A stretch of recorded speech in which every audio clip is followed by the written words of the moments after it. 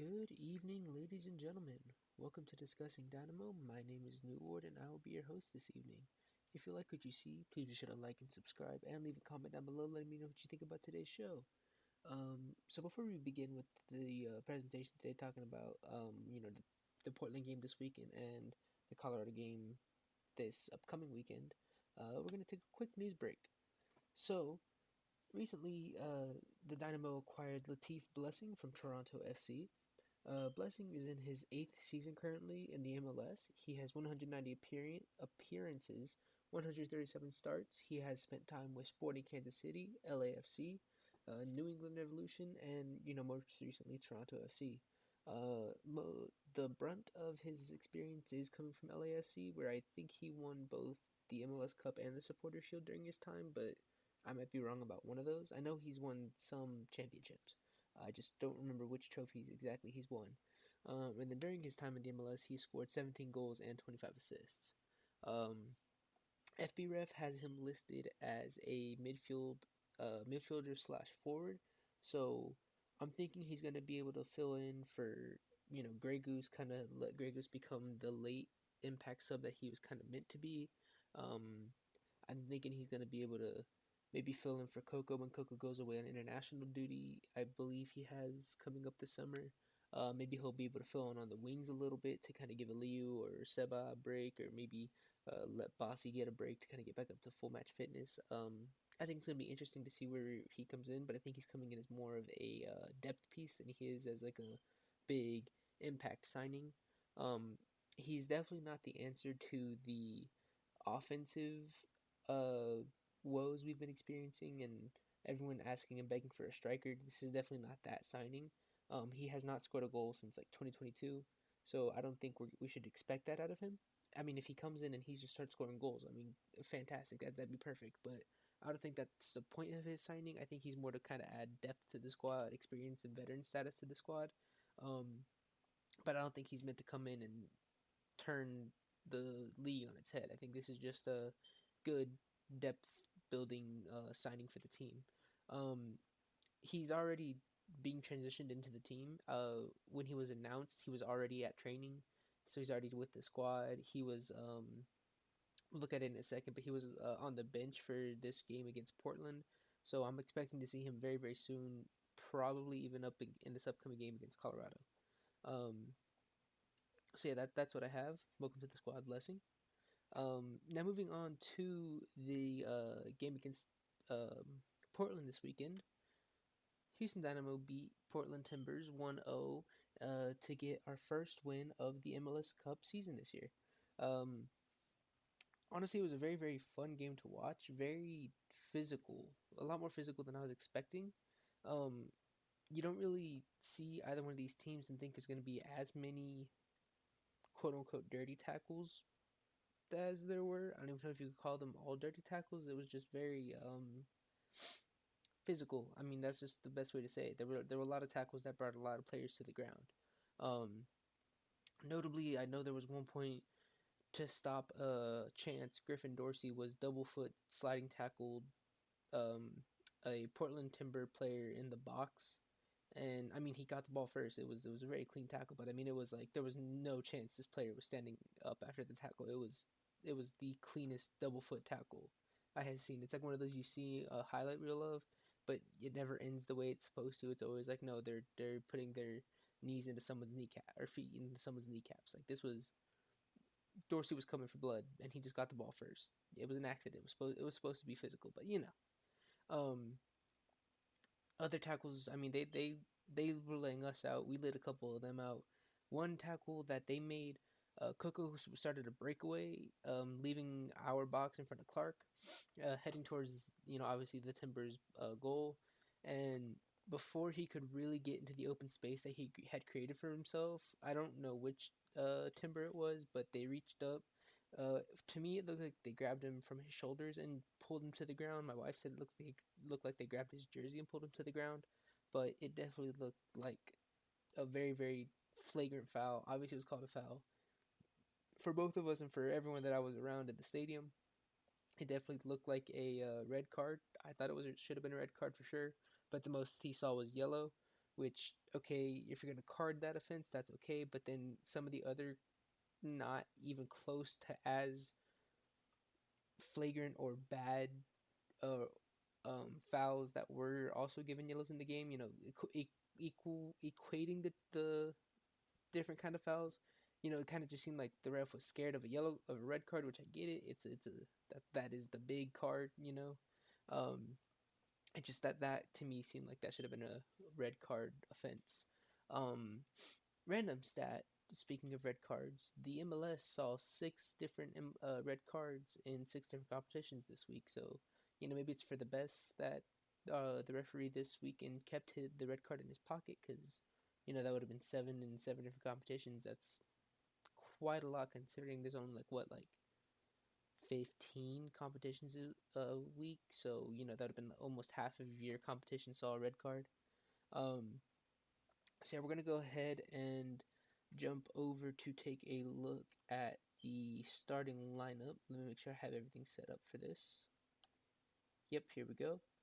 So this was the starting lineup for us this weekend. We had Clark in goal, Mikael and Barlow in front of him, Escobar and Dorsey to complete that back line, Arthur and then Grey Goose and Carrasquilla to make up that midfield, Aliu, Bossy at number 9, and then Kovacic over here on the wings to make up that front line.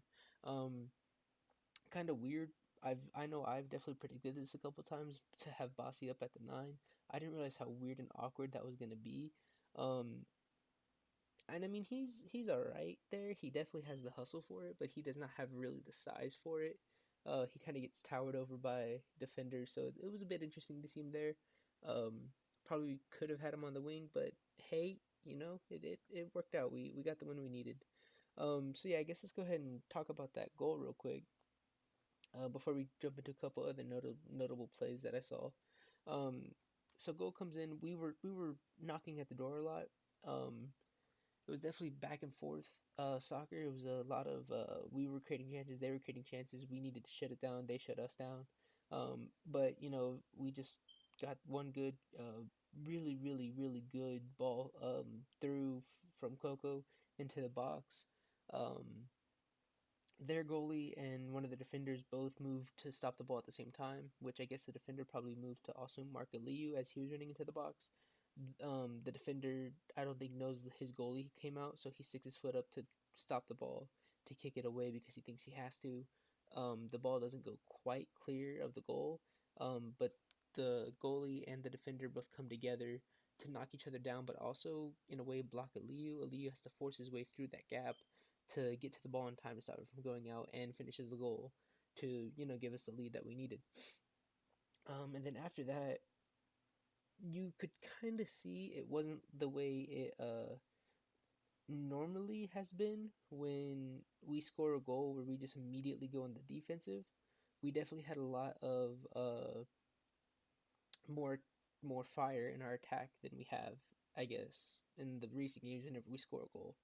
Um, Eventually we did fall to the defensive role, which I won't even blame. It was like the last 20 minutes of the game, so we were trying to protect our 1-0 lead and get the 3 points that we needed.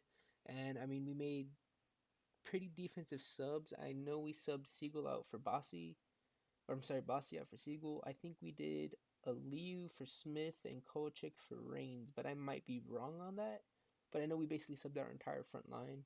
Um, and to me, this kind of seemed like okay, we're gonna accept that. We're gonna try and get 3 points with one goal, And then it was kind of all hands on deck. And I mean, they definitely tried towards the end. They Portland was definitely going for it. No, you can't say that Portland ever gave up during this game. So that was it was a fun, intense, physical game the whole way through. And we got the lead that we needed. We got the points that we needed. We were able to win. So that definitely helped us in the table. So we're gonna go ahead and take a look at that. Let me make sure I'm still in the right. Yeah. Okay, so yeah, let's go ahead and take a look at that. So here we are, number 9 in the table, playoff qualified, woohoo, all 3 games into the season for us.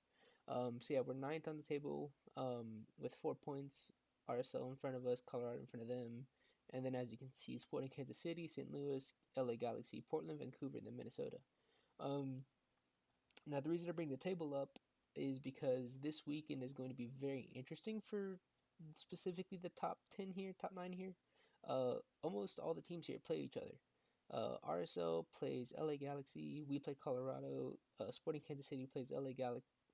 I'm sorry, Sporting Kansas City plays LA Galaxy. RSL plays Minnesota. Vancouver, I believe. I might be wrong here. Hold on. Vancouver plays RSL. Minnesota has a bye. I'm mistaken. Yeah, Minnesota has a bye. Vancouver plays RSL. We play Colorado. Kansas City plays Galaxy. Portland plays DC United, and then St. Louis plays someone. DC United.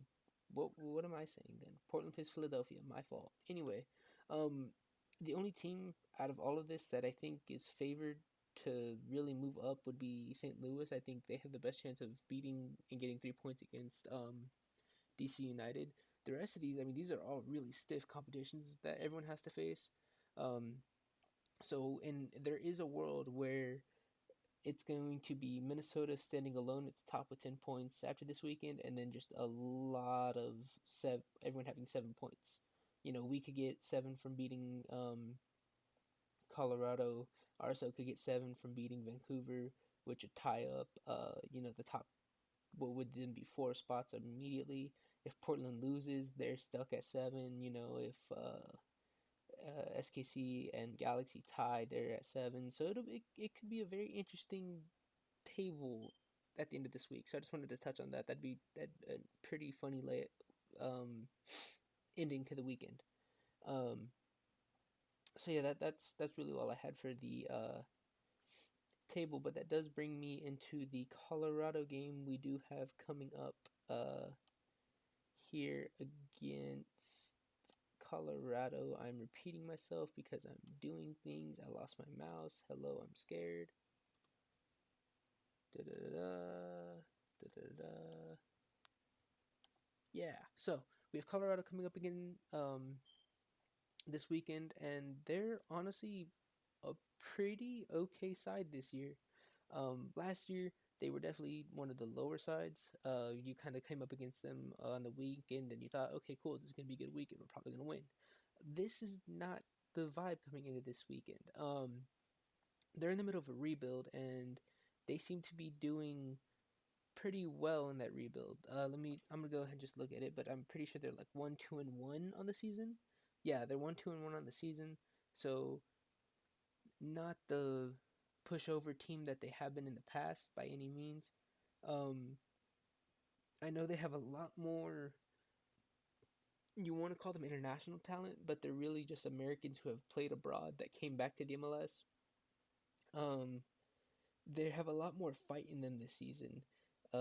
They came back to draw against Seattle this past weekend in like the 89th minute of the game to finally get the equalizer that they'd been pushing for. They came back against, I believe, Chicago the weekend before. I don't remember who they played, but they came back. No, it was RSL. They came back against RSL the weekend before to come back again and get the win that they needed. Maybe it was Chicago. I don't know, but yeah. So Colorado's basically they're a team that you definitely have to play every minute and beat them in every minute in order to get the win that you're gonna want away from them. You know, only one team's beaten them this year, so this is definitely not a game to sniff at, but I think it's a game that we can win. Um, we're gonna jump over to the tactical board real quick to take a look at what I think our lineup might look like in this competition. So this is kind of what I had as like a lineup going into Portland, but I'd never really made a video on it, and I posted it on Twitter to kind of just go over it, but I really just typed it out. I didn't really show this. So in case this interests you, this is what I thought our lineup was going to be going into Portland. But we're going to go ahead and completely dismantle this real quick. So I don't think Siegel's going to get the start. I think we're going to have a Leo at striker, especially since he just scored a goal. I think we're going to be wanting him more present in our attack. Bossy, I think we're going to have on the wing. I think we'll have Kovacic back on our starting wing because we're going to need to hit Colorado pretty hard, pretty quick. I think we'll keep Coco here. Like I said, I think Blessing's going to go ahead and get his start this week, and so I wouldn't be surprised if this is what our midfield looked like, is Blessing and Artur playing behind Coco to kind of get that false three here, kind of that 4-2-3-1 kind of thing, or 4-2-1-3 kind of thing going on that we do. We could also see something like this, which is pretty similar to what we had going up against Portland, where we'll have Blessing and Coco up here, Arthur playing more of a defensive mid, and having Blessing and Coco play more of an offensive mid. But I know Blessing has been kind of cased as more of a defensive minded person, so we might even see. That's why I think we're going to see something like this, or maybe even Coco up here with Arthur. But I think it'll be. I think this is closer to what we'll see, is having um, Blessing Arthur kind of playing that defensive mid, but still trying to feed Coco, who can make his runs and do his "I'm Coco, I can dance around anyone that I need to" style of play. And then our backline, I think, is going to be Escobar, Mikhail, Bartlow again. I think Suyachenko might actually be injured. I know Ben Olsen said after the game against Columbus that uh, Suyachenko isn't injured and he's fine, but we haven't seen him, so he was on the bench this last game. So I'm thinking either he's just resting and Bartlow is being Bartlow and kind of showing out on that backline as he has been, and maybe Ben's just rewarding that and giving him more starts or something. But I think we're going to see Bartlow again against Colorado. And I mean, if it's Bartlow, if it's Fiachenko, I think either person in this hole here is going to do perfectly fine. Um, I think our backline is actually performing fantastic this stretch of games that we've had recently. They're not leaving too much for me to kind of be concerned about whatsoever. So whoever comes into here, it'll be fine. But I think it's going to be Bartlow and then Dorsey again, and then Clark and goal. One thing I did want to touch on the back line about Portland this last game, just one small thing, is Bartlow cleared the ball on the first touch at one point in the game, which I know doesn't sound like a big thing, but that's something we haven't done really this year. Is we've been trying to do very methodical short passes out of the back line to try and clear the ball, and it hasn't really come back to bite us yet, but it's come very, very close to biting us. So it's kind of refreshing to see, like, oh, balls come into the box, Bartlow needs to clear the danger, and then he actually just cleared it. He just cleared the ball straight out, kicked it to a little bit past the halfway line, and it was like, okay, cool. We were able to breathe for a second. I would definitely like to see more of that, where you know even if it's not a smart pass or it's not like a completely thought out methodical pass, it is at least just a pass to get the ball out of danger. And I understand it's a different play style than probably what Ben wants. Ben probably wants like very he's probably asking and making him do those smart passes, and I might be completely incorrect in what I'm asking. It's just a lot less stressful as a spectator to see ball clear. Okay, you know, Ooga boonga, ball clear, Bringo Burr. Um, I'm sorry, I just closed out Google. I did not mean to do that. So let me jump back over to the presentation. Do.